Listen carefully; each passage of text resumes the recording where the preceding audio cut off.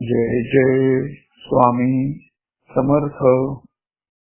આપણે અક્કલકોટ સ્વામી મહારાજ અને તેમના શિષ્ય પરિવાર, એમનું જીવન ચરિત્ર અને જીવનના પાવન પ્રસંગો શ્રવણ કરી રહ્યા છે. તેમાં રામાનંદ બીડકર મહારાજ અને અક્કલકોટના સ્વામી એ વચ્ચેના ગુરુ શિષ્ય તરીકેના સંબંધો અને એમના દ્વારા મળેલું માર્ગદર્શન એ આપણે શ્રવણ કરી રહ્યા છે. રામાનંદ બીડકર મહારાજને નર્મદા પરિક્રમા માટે આદેશ એ આ પ્રવચનમાં શ્રવણ કરીશું. ગત પ્રવચનમાં આપણે નર્મદા પરિક્રમા પૂર્વાર્ધ એ શ્રવણ કર્યો. હવે નર્મદા પરિક્રમા ઉત્તરાર્ધ એ આપણે શ્રવણ કરીશું. અને રામાનંદ બીડકર મહારાજ ગુરુ આજ્ઞા થકી નર્મદા પ્રદક્ષિણા કરી રહ્યા છે તે આપણે શ્રવણ કરીશું. તો મહાયોગીને મળીને બીડકર મહારાજ જે ગુફામાંથી બહાર આવ્યા અને થોડા દિવસો પછી તેઓ સાને સ્વામી ના મઠમાં આવી પહોંચ્યા છે. તો સાને સ્વામી પાસે વાક સિદ્ધિ હતી અને તેઓ વૈદક શાસ્ત્રના પણ જાણકાર હતા, નિષ્ણાત હતા. તેઓ સંન્યાસી કરતા વૈદ તરીકે જ વધારે જાણીતા હતા. તેમને હોલકર સરકાર તરફથી પણ મદદ મળતી હતી. સવારના 11 સુધી જે આવે તેને તેઓ નિઃશુલ્ક દવા આપતા અને તે પછી તેઓ સ્નાન કરી એકાંતમાં શાલિગ્રામની પૂજા કરતા. તે પછી તેઓ 10 ઘર માધુકરી માંગી તે ગાયને ખવડાવતા અને તે પછી તેઓ અન્ન ગ્રહણ કરતા હતા. સાંજે ગાંજાની ચીલમ પીતા અને રાત્રે દૂધ પ્રાશન કરતા. આવો તેમનો નિત્યક્રમ રહેતો. તેમની દેહદ્રષ્ટિ સારી હતી અને દેખાવમાં તેઓ એક ભવ્ય પુરુષ લાગતા હતા. તો બીડકર મહારાજ સામે સ્વામીના આશ્રમમાં ગયા છે ત્યારે સ્વામી એકાંતમાં હતા તેમ તેમણે જાણે છે અને બપોરના ભોજન પછી તેમની સાથે મુલાકાત થઈ છે. બીડકર મહારાજે સાને સ્વામીને યોગ વિશે સમજણ પાડવા વિનંતી કરી. તો સ્વામીજીએ કહ્યું કે અહીં રહી સેવા કરશો તો ક્રમશઃ તમે બધું પ્રાપ્ત કરી શકશો. તો બીડકર મહારાજ ત્યાં 2 દિવસ રોકાયા છે અને સ્વામીની દિનચર્યા જોઈ તેમને લાગ્યું કે સ્વામીજીની દિનચર્યા સંન્યાસીને છાગે તેમ ન હતી. તેમાં વૈરાગ્યની ક્યાંય પણ ઝલક ન હતી. આ તો મોજ શોખ અને ચૈનબાજી દેખાતી હતી. તો બીડકર મહારાજે એમ સ્પષ્ટ પ્રતિભાવ પણ આપ્યો જે સ્વામીજીને બિલકુલ ગમ્યો નહીં. ત્રીજા દિવસે બીડકર મહારાજ સ્વામીજીને લઈ નર્મદા કિનારે સ્નાન માટે ગયા છે અને બીડકર મહારાજે નર્મદા સ્નાન કર્યું, પરંતુ સ્વામીજીએ સ્નાન પણ ન કર્યું. બીડકર મહારાજે દલીલ કરતા કહ્યું કે ફક્ત ભગવા વસ્ત્રો પહેર્યા એટલે સંન્યાસી થયા તેમ ન માનવું. કામ્ય કર્મનો ત્યાગ જ સાચો સંન્યાસ કહેવાય છે, બાકી વેશ પરિવર્તન જ કહેવાય.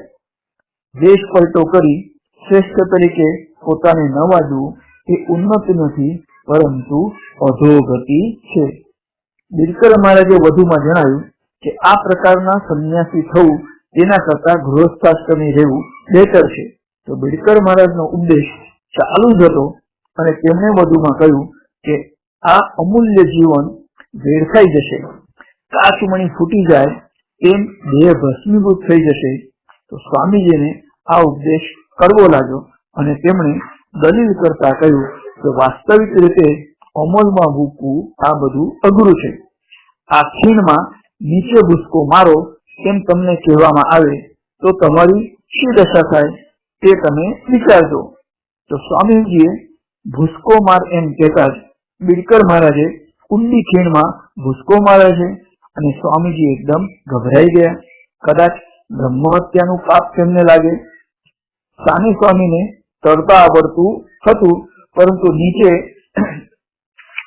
પાણીમાં મગરો હોવાને લીધે તેમણે ભૂસકો ન માર્યો. ઈશ્વરને માટે જીવન ન્યોછાવર કર્યું છે તેવા બિડકર મહારાજને એક પણ મગરે ઈજા ન પહોંચાડી.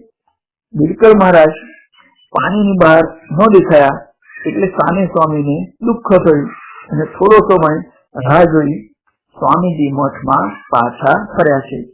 મઠના શિષ્યોને બોલાવી તેઓ કિનારે આવ્યા ત્યારે બિડકર મહારાજ જળમાંથી બહાર આવી ગયા હતા. તો અનેક મગરોની ઉપસ્થિતિ હોવા છતાં બિડકર મહારાજ તેવા જળમાં કૂદ્યા હતા અને તેમને સાચે જ દેહ અહંતા ન હતી. તો સાને સ્વામી શરમાઈ ગયા. જેઓ સંન્યાસી હતા છતાં સંન્યસ્ત વૃત્તિ તેમનામાં ન હતી અને જેઓ એટલે કે બિડકર મહારાજ સંન્યાસી ન હતા છતાં તેમણે દેહની મમતા અને અહંતાનો સાચે જ ત્યાગ કર્યો હતો. તો સાચી સંન્યસ્ત વૃત્તિનો બોધ કરવા જ પરમાત્માએ તમને અહીં મોકલ્યા છે એમ સાને સ્વામીજીએ સ્વીકાર્યું અને ત્યારથી તેમણે સાચી સંન્યસ્ત વૃત્તિ આચરવાનું નક્કી કર્યું છે. તો સાને સ્વામીનો મઠ છોડી બિડકર મહારાજે આગળ પ્રસ્થાન કર્યું અને તેઓ એક સિદ્ધ મહાત્માની ગાદી છે તે સ્થળે પહોંચ્યા છે. ત્યાંના મઠાધિપતિએ તેમનો આત્મીયતાથી સત્કાર કર્યો અને ભોજન કર્યા પછી વાતચીત દરમિયાન ત્યાંના મઠાધિપતિએ આગળ આવતી ત્રિશુલ ઝાડીની વાત કરી. તો તે ગીત ઝાડી એ શંકર ભગવાનનું નિવાસ સ્થાન મનાય છે. આ સ્થળ વિશે પુરાતન કથા કંઈક આ પ્રમાણે છે. એક વખત શંકર પાર્વતી એકાંતમાં ક્રીડા કરતા પ્રદક્ષિણાવાસીઓને જોઈ પાર્વતીને લજ્જા થઈ. તો તેને ક્રોધને આધીન થઈ શાપ આપ્યો કે આ ઝાડીમાં પ્રવેશ કરનાર જીવતો ઝાડીમાંથી બહાર નીકળશે નહીં. તો ભગવાન શંકરે કરુણા દાખવી કહ્યું કે જો કોઈ મારા સદ્રશ યોગી હશે તે ઝાડીને પાર કરી શકશે અને મારે શરણે આવશે તેને હું દરેક રીતે સહાય કરીશ. તો શંકરના આ વરદાનના કારણે આ ઝાડી પસાર ન કરીએ તો પણ પ્રદક્ષિણા અધૂરી ગણાતી નથી. આમ મઠાધિપતિએ કહ્યું કે તમે ઝાડીમાં ન પ્રવેશો તો પણ પરિક્રમા ખંડિત નહીં ગણાય. બિડકર મહારાજે જોકે ઝાડીમાં થઈને જ આગળ વધવાનો નિશ્ચય કર્યો છે. નર્મદે હર એમ કહીને બિડકર મહારાજે મઠાધિપતિની વિદાય લીધી અને તેમણે ગીધ ઝાડીમાંથી યાત્રા કરવાનું નક્કી કર્યું છે. નર્મદા કિનારાની ગીધ ઝાડીમાં તીર્થ સ્મરણ કરતા બિડકર મહારાજ માર્ગક્રમણ કરતા હતા. શ્રીમદ અક્કલકોટ સ્વામી દયાબ્દે તારક પદદાયી. શ્રીમદ અક્કલકોટ સ્વામી દયાબ્દે તારક પદદાયી. દયાબ્દે તારક પદદાયી. દયાબ્દે તારક પદદાયી. શ્રીમદ અક્કલકોટ સ્વામી દયાબ્દે તારક પદદાયી. તો આ રીતે પોતાના સદગુરુનું સ્મરણ કરતા કરતા રામાનંદ બિડકર મહારાજ નર્મદા કિનારે માર્ગક્રમણ કરી રહ્યા છે. તો રસ્તામાં કેટલાક ભીલ લોકોએ તેમને ઘેર્યા અને કહ્યું કે અમારો કર ચૂકવ્યા પછી તમે આગળ જાઓ. તો બિડકર મહારાજે કહ્યું કે તેમની પાસે પહેરેલા વસ્ત્રો સિવાય કાંઈ નથી. તો મહારાજે પહેરેલું એક ધોતિયું તથા ખભે પંચ્યું હતું, ગળામાં જનોઈ હતી. તો ભીલ લોકોએ ઓઢેલું પંચ્યું લઈ લીધું અને પહેરેલું ધોતિયું રહેવા દીધું. જનોઈ પણ રહેવા દીધી. નહીં તો ગાંડા મહારાજના કિસ્સામાં જનોઈ પણ ગોદડા સીવવામાં કામમાં આવશે તેમ કહી તેમણે લૂંટી લીધી હતી. તો 3 દિવસની યાત્રા દરમિયાન તેમને કશું પણ ખાવા ન મળ્યું અને તેમને ચક્કર આવ્યા છે અને જમીન પર ફસડાઈ પડ્યા છે. તેમના ઘૂંટણને મોટી ઈજા થઈ અને ઘણું બધું લોહી પણ વહેવા લાગ્યું છે. તો તેમનાથી ચાલી શકાય તેમ પણ ન હતું. તો આવી પરિસ્થિતિમાં સદગુરુ વિના કોણ સહાય કરે? એટલે તેમણે સદગુરુની આર્ત સ્વરે પ્રાર્થના કરી છે. ઓમ ગુરુ ગુરુ ઓમ અલખ નિરંજન ઓમ ઓમ. ઓમ ગુરુ ગુરુ ઓમ अलख निरंजन ओम ओम, अलख निरंजन ओम ओम, अलख निरंजन ओम ओम, ओम गुरु गुरु ओम, अलख निरंजन ओम ओम। तो प्रार्थनाना जवाब रूपे एक रबारणभाई माथा पर दूधનું વાસણ લઈને ત્યાં હાજર થઈ છે। રબારણે વિનયથી પૂછ્યું કે મહારાજ દૂધ લેશો? આમ કહી તેને એક પવાલું ભરીને દૂધ બેડકર મહારાજને આપી છે। તો દૂધ સ્વીકારવા માટે કાકુડી ભરી વિનંતી કરવા લાગી છે। તો મહારાજને તો કકડીને ભૂખ લાગી જ હતી। તેમણે દૂધ ગટગટાવ્યું છે અને પવાલું રબારણને પાછું આપ્યું છે। રબારણે પવાલું તેના ટોપલામાં મૂક્યું અને તે ઝાડ પાછળ એકદમ અદ્રશ્ય થઈ ગઈ। ત્યાંથી મહારાજ આગળ વધ્યા અને ઘણા સમય પછી તેમને એક જટાધારી દેખાય છે। તો તેના હાથમાં ચકચકતું ખડગ હતું અને તે જટાધારી મહારાજને યુદ્ધ માટે લલકારતો હતો। તો બીડકર મહારાજે કહ્યું કે હું ક્ષત્રિય નથી, આથી યુદ્ધ કરવાનો તો સવાલ જ નથી। ત્યારે જટાધારીએ કહ્યું કે મારી સાથે યુદ્ધમાં જે વિજય મેળવ્યો તેને જ ધારીમાંથી પ્રદક્ષિણા માટે આગળ જવા દઉં છું, નહીં તો પરિક્રમાવાસીને પાછો જવા કહું છું। તો બીડકર મહારાજે કહ્યું કે હું પાછો પણ જતો નથી અને યુદ્ધ કરવાનું પણ હું જાણતો નથી। એ સિવાય નર્મદા પરિક્રમા દરમિયાન યુદ્ધ કરવું અથવા ક્રોધ કરવો એ પર દોષ લાગે અને એનાથી પ્રદક્ષિણા ખંડિત થાય છે, એટલે બીડકર મહારાજે ગુસ્સો પણ ન કર્યો। તો આમ કહીને બીડકર મહારાજે આગળ પ્રસ્થાન શરૂ કર્યું છે અને જટાધારી ખૂબ જ ગુસ્સે થયેલો હતો અને ખડગ સાથે મહારાજ પર ધસી આવે છે। સંત પુરુષોની સર્વ પર સમદ્રષ્ટિ હોય છે અને તેઓ મિત્ર અને શત્રુમાં ઈશ્વરના દર્શન કરતા હોય છે। તો ભાવ જગતમાં જેવો ભાવ તેવો દેવ પ્રગટ થાય છે। તો જટાધારી ખડગથી પ્રહાર કરવા આગળ જતો, પરંતુ તેનો હાથ આગળ ખસી જ શક્યો નહીં અને તેનો હાથ ઊંચે જ સ્થિર રહ્યો છે। ત્યારે જટાધારીને પસ્તાવો થયો અને તેણે બીડકર મહારાજની ક્ષમા માંગી તથા તેમને આદર સાથે આગળ જવા દીધા છે। સાધના કાળ દરમિયાન અને નર્મદા પ્રદક્ષિણા દરમિયાન પણ અનેક અચરજ ભર્યા અનુભવો થાય છે, તેનો યોગ્ય અર્થ સમજવો જોઈએ।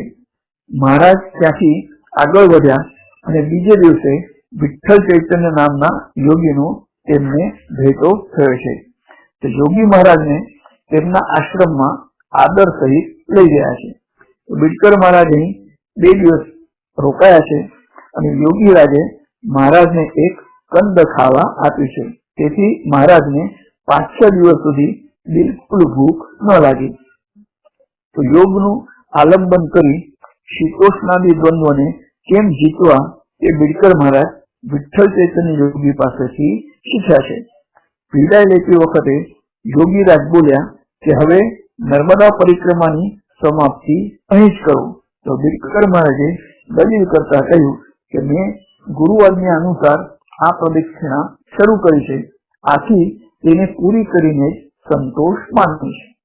વિઠ્ઠલ ચૈતન્ય યોગીની વિદાય લીધી અને ગીત ઝાડી જ્યાં સમાપ્ત થાય છે ત્યાં લૂંટાયેલા પરિક્રમાવાસીઓ માટે દાનવીરો દ્વારા જોડા, ધોતિયા, ઊની વસ્ત્રો અને વાસણો ઇત્યાદિની વ્યવસ્થા હોય છે।